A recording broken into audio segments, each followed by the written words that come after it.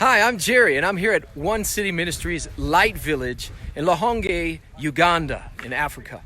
And today, we are trying to come up with a concept that we can use to mitigate food waste and convert that food waste to fuel and fertilizer. We are building a twin dragon biodigester.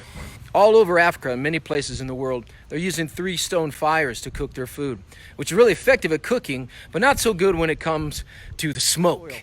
Right here with me, I've got the director, Pastor Mike Gilbert. One of the most grossly overlooked yet significant causes of the cycle of poverty is smoke inhalation through using cooking fuels such as wood and charcoal in a closed-in environment or a hut, which is done all the time, all throughout Africa, with the mama and 3 babies and maybe 4 babies on their side. That's the equivalent of 3 packs of cigarettes per child per day that they're actually inhaling as mama cooks. It's a terrible problem.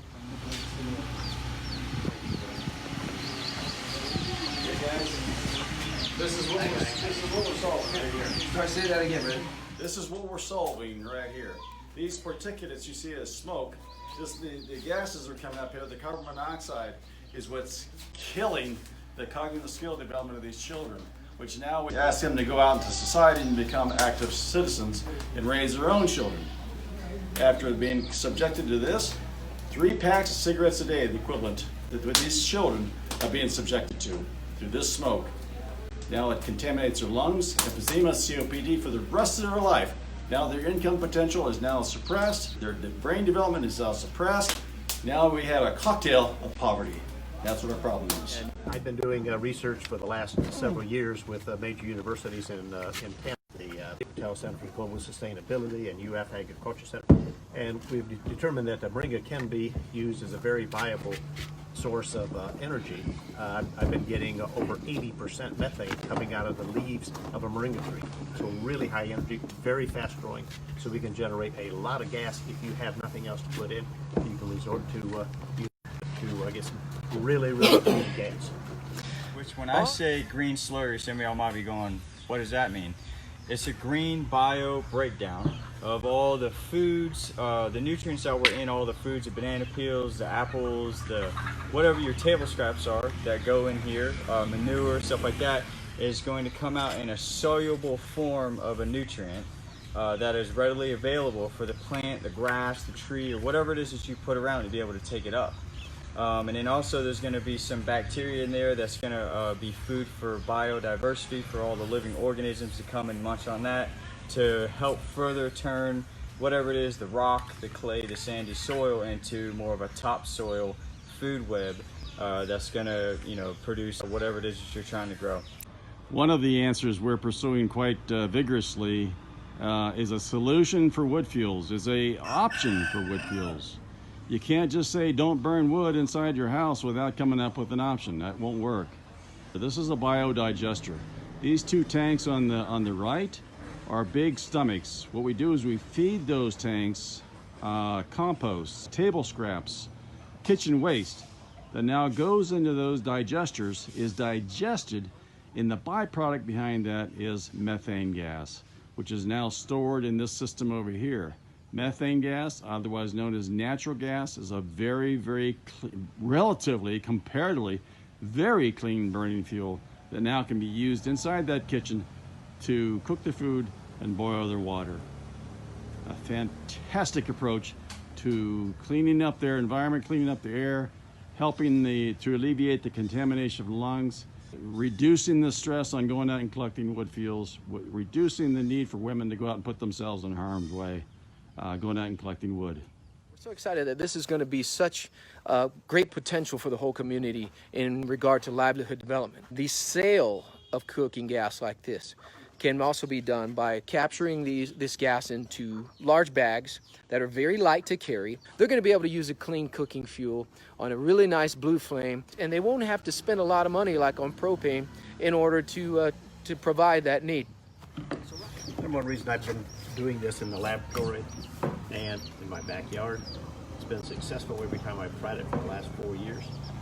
And it was at this point that it's time to take it out of the lab and bring it up to Uganda.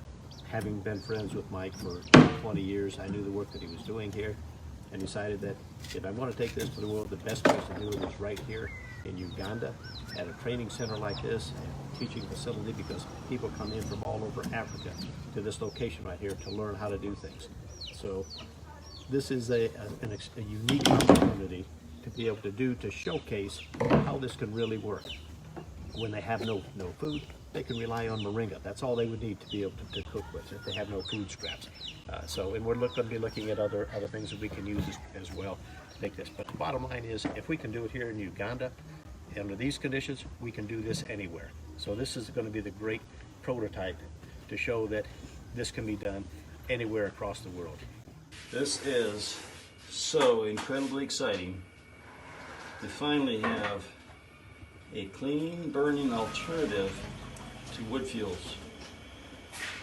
One that doesn't contaminate the lungs, one that doesn't cut down any trees, one that doesn't force mamas to put themselves in jeopardy going out and collecting firewood.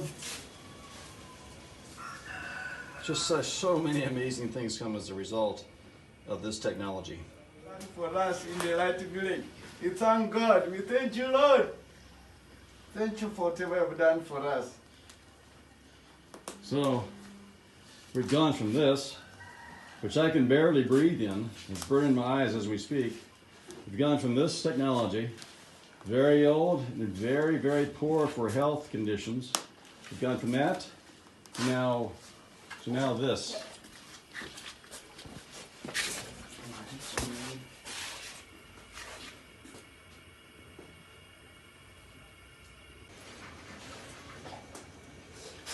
This is so incredibly exciting to finally have a clean burning alternative to wood fuels.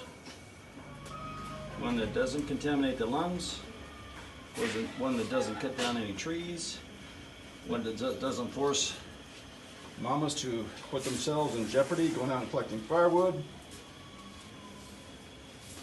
Just so many amazing things come as a result of this technology.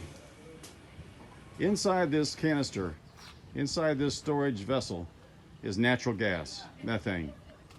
This methane is produced by that waste that's now taken into these biodigesters, broken down, and now made into a very usable fuel inside the kitchen that burns clean and is very efficient. People.